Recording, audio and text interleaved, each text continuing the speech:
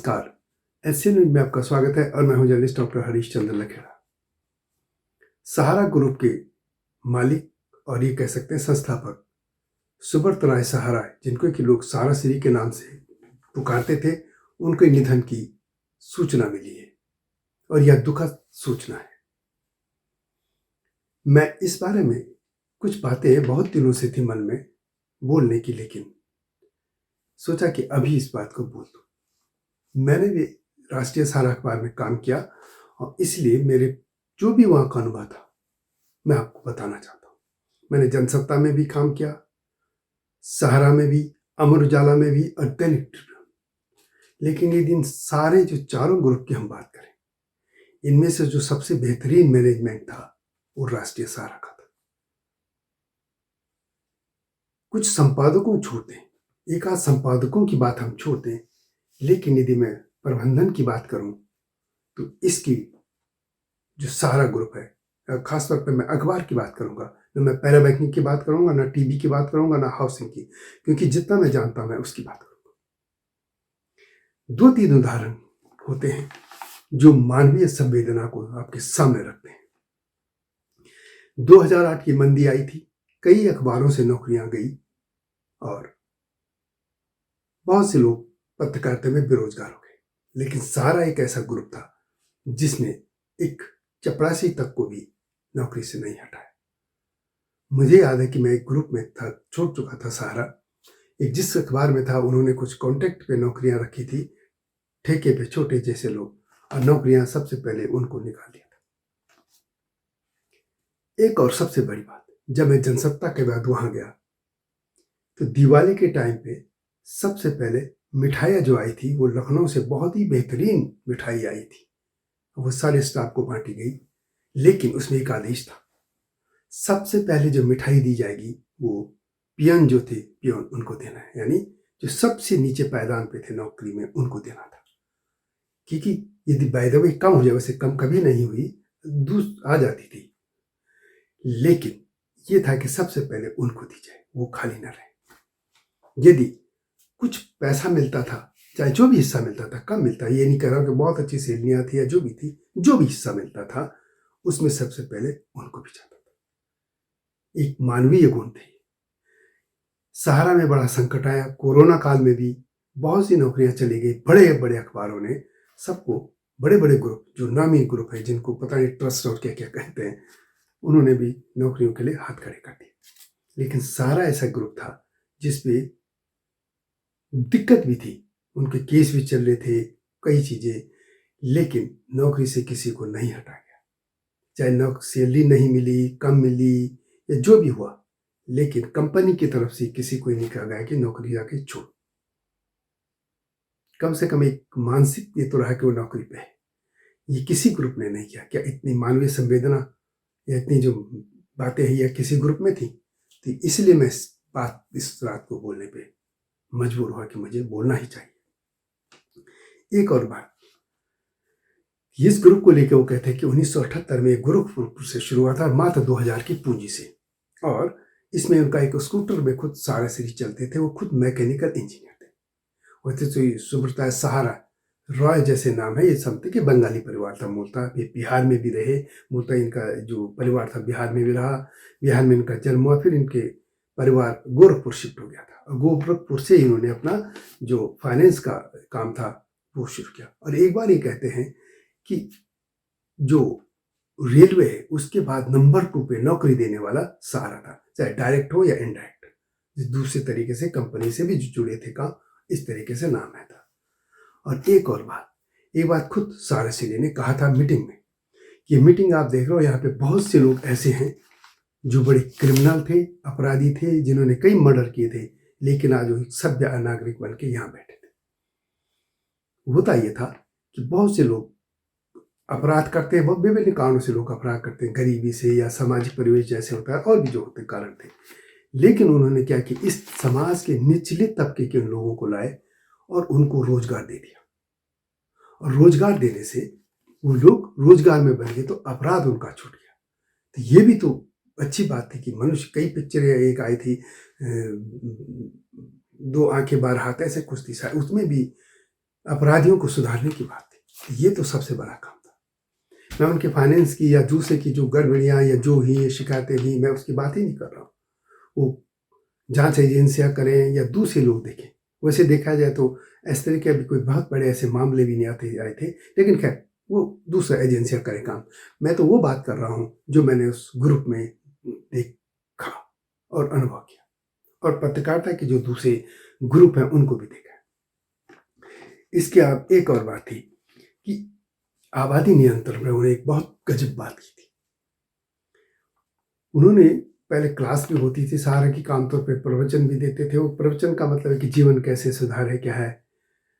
तो एक बात उन्होंने बताई थी, बाद में तो खैर उनका जब कारोबार हो गया, वो फंस बहुत बिजी हो गया, तभी कम हो गया था, लेकिन शुरू में जब हम गए तो ये होती थी क्लासेस। उसमें उन्होंने कहा था कि आबादी नियंत्रण में उन्होंने कहा कि जब वो जवान थे तो उनके 2 बच्चे हुए, और लोगों ने कहा कि उनके जो सहयोगी थे कि आप फैमिली प्लानिंग कर दो, और उन्होंने कर दिया।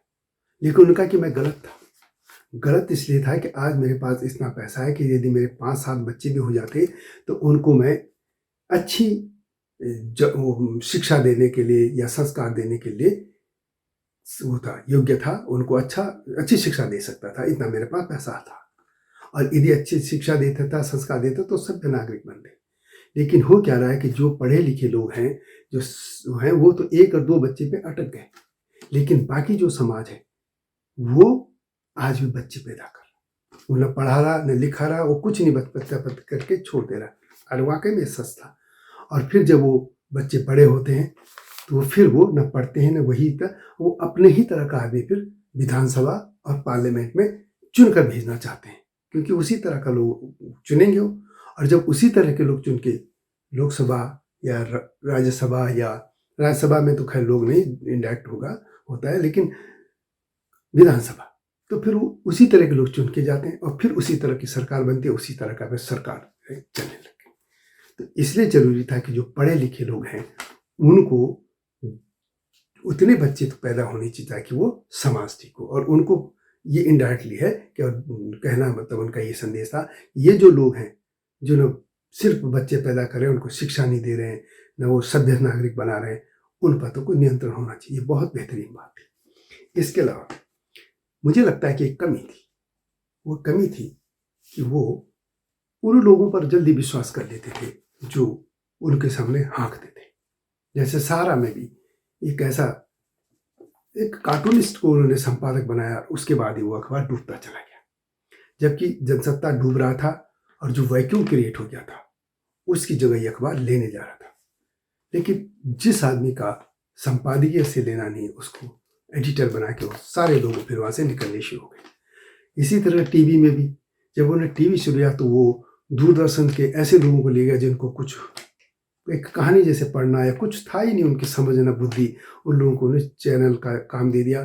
फिर वो कई साल तक चले नहीं, जब चला भी तो वो दूसरे लोग भी आए, लेकिन चैनल भी उस तरीके से अपनी पहचान नहीं बना पाया। तो ये हाँकने वाले लोग उनके आसपास तो मंडली बैठती थी, संभवतः इनकी वजह से। इसके अलावा पॉलिटिकल इस तरीके से बहुत ज़्यादा इन्वॉल्व हो गए थे कि जैसे समाजवादी पार्टी का ठप्पा लग गया था उन पर भी, अखबार पे भी।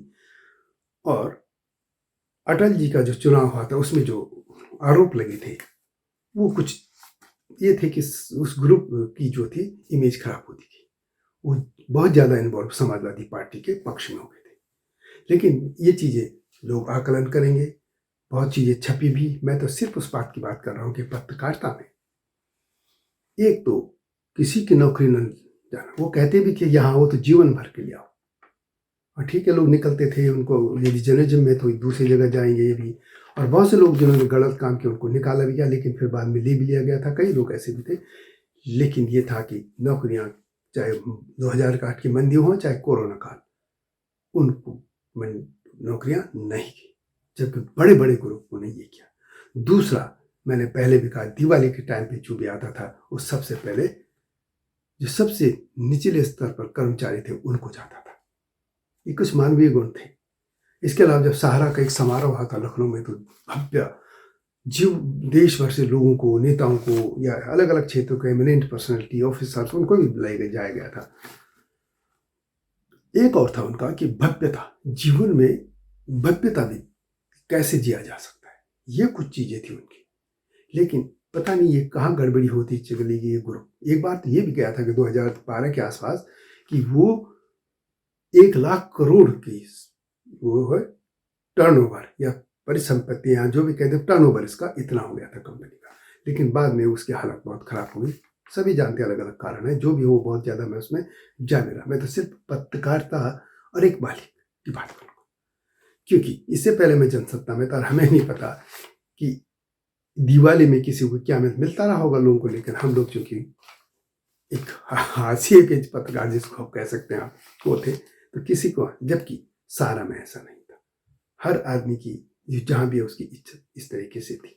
हाँ, बीच के लोग यदि गड़बड़ कर दें तो अलग बात है। जैसा मैंने कहा कि संपादक कैसे आ गए, कुछ बहुत अच्छे भी संपादक भी थे, लेकिन कुछ ऐसे लोग आ गए जो संपादक होने नाले नहीं थे और फिर वो अखबार भी डूबता चला गया। लेकिन जो भी हो, सारा श्री को मेरी विनम्र श्रद्धांजलि। ऐसे लोग भले ही दूसरा पक्ष उनका पॉलिटिकल है या जो भी हम कहें, लेकिन एक अखबार के तौर पे या वो एक ऐसा मालिक जो अपने जो भी उनके यहाँ काम करते हैं, उनको यदि ये गारंटी थी उनकी नौकरी, यदि वो ठीक से काम करें नौकरी नहीं जाएगी, तो प्राइवेट सेक्टर में ये बहुत बड़ा एक कदम होता है। एक भरोसा होता है कर्मचारी पे कि उसकी नौकरी नहीं जाएगी। अनलेस क्या वो उल्टे ही काम कर देगा तो जाना ही चाहिए, उसे कौन रख, कोई भी किसी को भी रखना चाहिए। लेकिन एक बार फिर उनको नमन, उनको श्रद्धांजलि। आशा करता हूं कि अखबारों के लोग भी इस चीज को समझेंगे, दूसरे अखबारों के लोग। आता हूं नए मुद्दे के साथ, तब तक नमस्कार। हिमालय पे पेड़ हो तो गीत गाएंगी नदियाँ, गीत गाएंगी नदियाँ। पेड़ों पे चिड़िया है तो गीत गाएंगी नदियाँ, पेड़ों पे चिड़िया है तो गीत गाएंगी नदियाँ। माँ की लोरी जैसे होते हैं नदियों के गीत।